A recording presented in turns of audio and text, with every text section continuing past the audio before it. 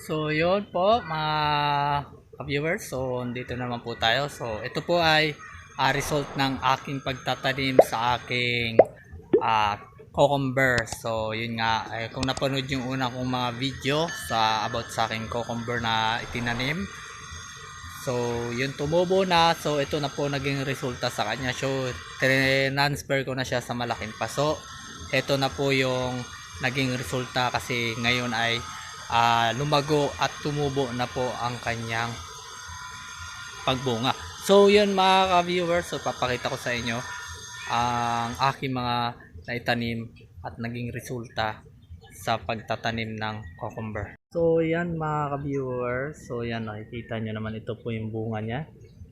Ito po yung paso na isinabit namin kasi mas sinasabit namin yan para ma-solve yung pag-grow up niya kasi nga pag doon po kasi tayo sa baba may kaagaw po siya na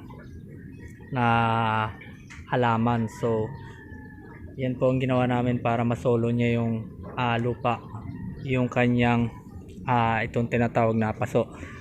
Kasi may dalas din kasi may mga tumutubo na kung ano-anong tumutubo na halaman sa ating mga paso. Pero pwede naman po siyang tanggalin para mawala. So dito po sinabit namin yan dito para maganda naman yung tubo niya, wala siyang kaagaw, walang kasilong at sigurado ng araw. So ito po ang lupa na to ay may halo po siyang patay na mga dahon. So yun po, dinudurog-durog namin tapos minix namin siya sa lupa para yun po yung nagpo-produce o pampataba sa kanya.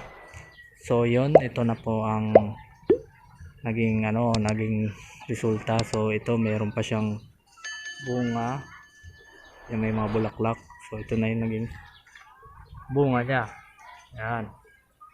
So meron po siyang bunga, dalawa na yung bunga niya. So yun mga ka-viewers, so meron po kami tinanim dito na sa mababa lang sa paso, hindi na namin sinasabit.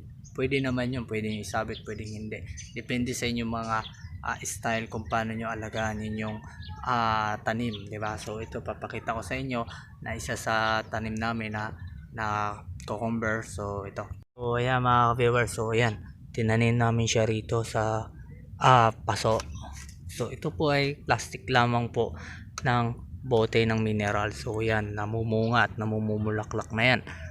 Yan o, umusbog. So ito po ay nilagyan namin ng pangdalawian niya. So ito po ay plastic. So kahit ano pong gamitin ninyo, basta meron lang po silang makakapitan at madadaluyan sa kanilang mga sanga-sanga. So yan. Yung lupa po, inuulit kong lupa, haluan nyo po ng mga dahon-dahon tulad yan, mga dahon-dahon no? Yan, yun po yung nagiging pataba at fertilizer sa kanya para hindi naman siya yung matuyuan o matigasan ng lupa. Importante po kasi yung dahon-dahon na yan para laging basa ang tubig sa ilalim. Yan. So ito po yung pangalawa naming tanim. Ayan o, pupunga na yung mga yan, mga bulaklak. So yun lang ang mababahagi ko sa inyo kasi pinakita ko lang sa inyo ang aking resulta sa pagtatanim ng aming mga halaman na mga gulay na nakakatulong sa amin.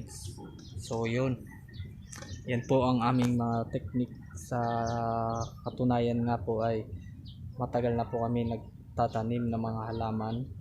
So bago po namin natutunan ng dapat na tamang pagtatanim ay nasubukan po namin na namatayan ng halaman o kaya hindi namunga, namayat, mga ganun. So yun, alam na namin kung paano kailangan po natin aralin at matutunan ang ating pagtatanim. So yun lamang ang ating maibabahagi sa inyo kasi yun po ay resulta lamang ang aming pagtatanim na ibinahagi ko sa inyo. So salamat sa inyong pagtanaw.